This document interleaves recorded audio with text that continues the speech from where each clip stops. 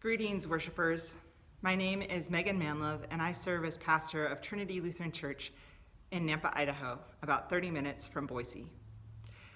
I first want to take a minute to thank all those who are working on the Color Amazed Preaching Project. Thank you so much for bringing these preachers to our synod. It is my privilege to introduce to you our November 15th guest preacher, Kelly Sherman Conroy. I first met Kelly when her family moved to my hometown of Custer in the Black Hills of South Dakota. That was the summer before our junior year in high school. Kelly and I then went on to play basketball together for 2 seasons, and our families both worshiped at Custer Lutheran Fellowship. Kelly is a proud member of the Oglala Sioux Tribe and is a Native American theologian who has grounded her life in the Holy Spirit and the deep spiritual practices intertwined between Lakota identity and Christian beliefs. She's currently pursuing her PhD at Lutheran Seminary in St. Paul, Minnesota. She also serves as Minister of Social Justice and Advocacy for CYF Ministries at Nativity Lutheran Church in St. Anthony, Minnesota. Welcome, Kelly. It is an honor to speak with you today, especially during Native American Heritage Month. My name is Mato Waste Winyan, Good Bear Woman. My Christian name is Kelly Sherman Conroy, and I am a member of the Oglala Sioux Tribe in western South Dakota. I am currently studying for my PhD in systematic theology at Lutheran Seminary, and I continue to be very aware and conscious of my Lakota traditions and of my tribal history. So in honor of this month, I'm going to begin with a little history. You see, I became a spiritual person in terms of my vocation when I was very young. I'd say 4 or 5 years old. When I was that age, I lived in a rural area on the Pine Ridge Indian Reservation where I'm an enrolled member of the Oglala Sioux Tribe. So enrolled means I can trace my family back to long before colonizers came to this land. I know the names of my ancestors who resided in the areas where I live in Minnesota, as well as North Dakota, South Dakota, and beyond. So I had very deep and intense experiences with my Native tradition when I grew up as a child. I grew up in a family that spoke the Sioux language, understood the culture, and talked about it at home, and it was really central to our lives. So as a child, I was raised in a very traditional Lakota way. I was not only raised by my parents, I was raised by my elders, my community. As a Lakota, we live based on the concept of interdependence. This means that we live in kinship societies, and extended family groups formed our communities. The extended family are made up of blood and non-blood relatives, and this is at the core of our nuclear family. So now let me take you back a little more to my childhood. My grandparents lived on a ranch in the grasslands of South Dakota on the Pine Ridge Indian Reservation. They had a wraparound porch that looked onto the corrals, and the beautiful grass filled the hills in the distance. Oftentimes, the wind would carry through the trees, and buildings were dispersed all over the property. And you would hear the horses and the cows and the chickens and the dogs and the birds and the children all in the background. And oftentimes, a tractor moving hay, or the sound of Lawrence Welk on the radio, with my grandmother humming along in the kitchen, preparing coffee and something to eat, usually for our guests. More often than not, elders, my great aunts and uncles, sitting outside on the wraparound porch, enjoying the beauty and telling me stories. If you saw my elders on the street, you might dismiss them as simple, but that would be a mistake. The elders in my family, Mitakiwakbe, are descendants of Lakota navigators, as I call them, brought up in the old ways by their elders, and now they were passing that knowledge on to me. My great uncle Harvey taught me about the names of the wind, the rain, the birds, and all we would see when we were sitting on the porch. Usually me sitting at his feet while my Aunt Agnes would play with my long hair. Speaking between Lakota and English, my uncle liked to close his eyes. And he and my aunt and my grandpa, if he was around, or my grandmother, and they would sing in Lakota. And I remember the first time they asked me to join them. So for me as a child, this time with my elders was precious. Almost the equivalent to going to Disneyland. Almost. Because they wanted to teach me about my destiny. I was learning firsthand centuries of traditions that have carried down through the generations after generations. I would close my eyes and sing my little heart out, not knowing the words, but feeling the spirit, the sacredness of those moments. Always pretending, as my eyes were closed, that I could see my great-grandfather and my ancestors. My hunkakes, right there with us. However, the more I think about it today, I realize I really wasn't pretending because they really were there with me. My grandparents and the elders in my family made sure that as a child growing up, I would not forget the stories of my family and of my people. How my great-grandfather fought for us in the Battle of Greasy Grass, or the Battle of Little Bighorn of Custer's Last Stand, as many of you may know it. They made sure that I knew the stories of my ancestors that so often many people forget or do not know because those moments that are connected to your life. A formative moment, some defining characteristics of your community or your culture. So in my early years before we moved off the reservation, I grew up unself-conscious of myself as a Native person, as a Lakota person. However, I also grew up with the acceptance to the fact that I was in a sense bi-religious or bicultural because my family and the majority of our tribe practicing Christians.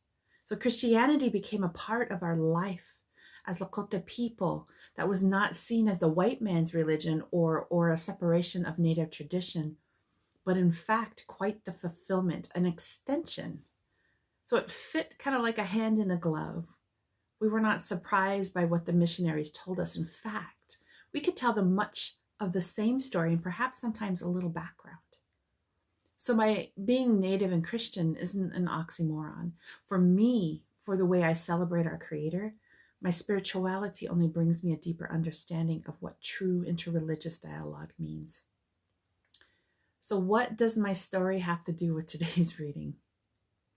One of Jesus's most significant parables regarding work is set in the context of investments.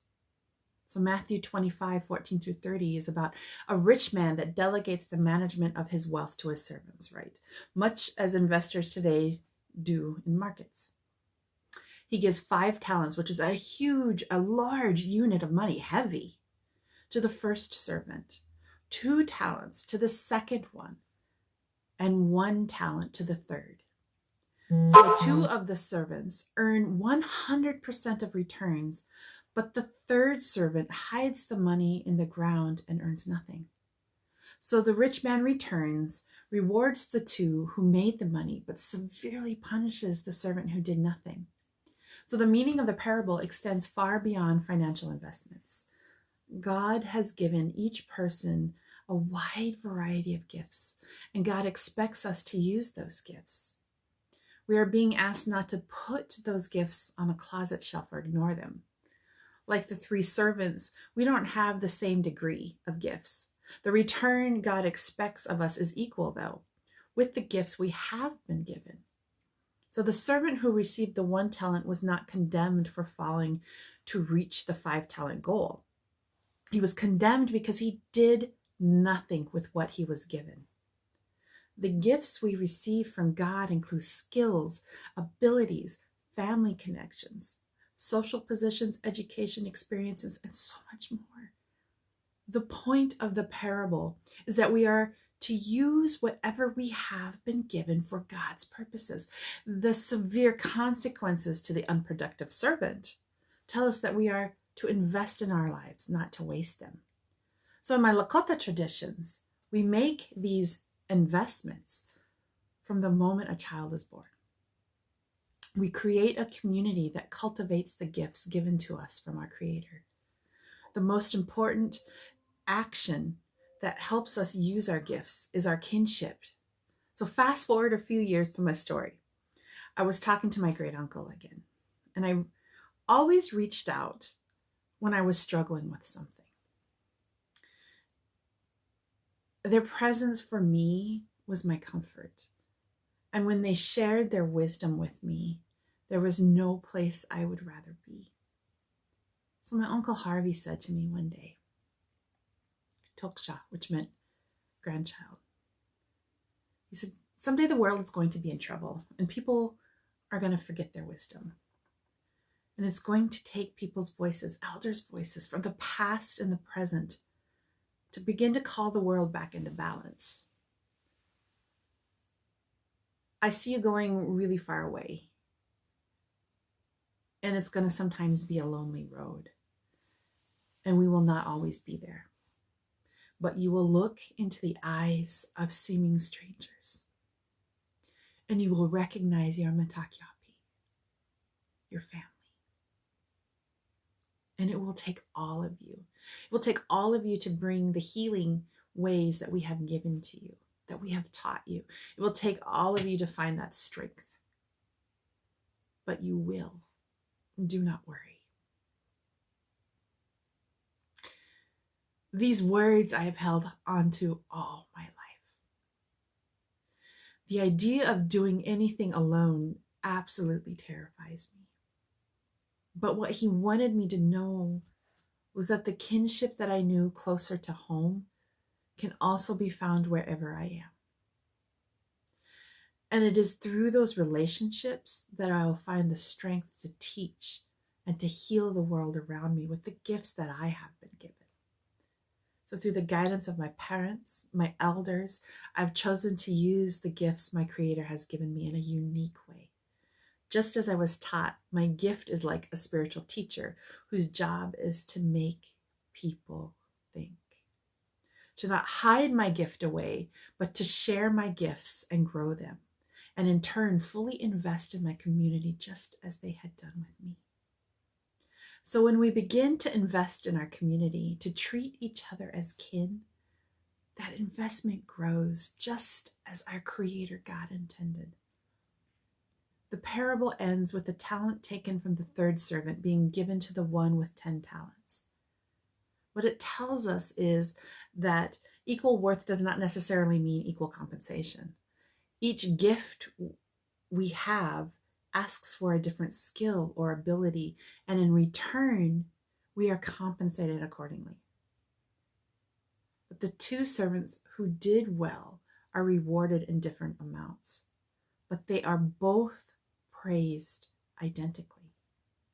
The volunteer who teaches Sunday school is fulfilling this parable just as much as the healthcare worker helping to heal the sick, especially during this time of the pandemic. Our Creator does not bestow people with identical or necessarily equal gifts, but how we cultivate the gifts we were given by God and use them will tell us which servant we are in the story. It is not only the gifts that are important to cultivate, but the kinship of the world around us is also a part of the larger investment that God has made in us and for us. So I shared my story with you today because I wanted you to take a unique look at today's reading from a Native perspective. The way I was raised, the way I live my life, I've learned to listen to God's call, and I have acted just as my elders did. All of what I have talked about speaks to a foundational Lakota value, the need to enter into the we rather than the I. Listen to God's call and act together, not let things stay away or stay the way they are and hide away. Invest in the whole of your community, not just parts of it, so that you can help cultivate and grow your gifts and others. From the spiritual perspective, this shows the interrelatedness of all things, the kinship of humanity, and the sacredness of each person, and the gifts that we bring are a vital part of the whole. These things are the foundational values of God's original covenant. Traditional Native America is built on the we, not the I. We are a part of God's people. We are inseparable from our family, our clan, our nation. So as we listen and reflect on today's reading, perhaps we should begin with the end in mind. Do you want to hide your gifts away or act and use your gifts as an ever-giving investment to God's creation, your community? We are called to witness and to act, to continue to grow in kinship with the community around us without question, without judgment. Just be in acceptance and welcome wholeheartedly. Walk in the we and not the I. Our readings today show the important example of what our Christian community is truly supposed to be. It is about the we and not the I. It is up to us to act and model the faith that shows God's way. We are called to follow Jesus boldly, courageously, and above all, lovingly in all we do. So Northwest Intermountain Synod, don't just sit back and hide your gifts. Don't let the world make you weary. As my Uncle Harvey said, someday the world will be in trouble. People will forget their wisdom they were taught. It will take voices from the past and from the present to call the world into balance again. It will sometimes be a lonely road, but you will look into the eyes of the strangers around you, and you will recognize them in Takiwapi, your family in them.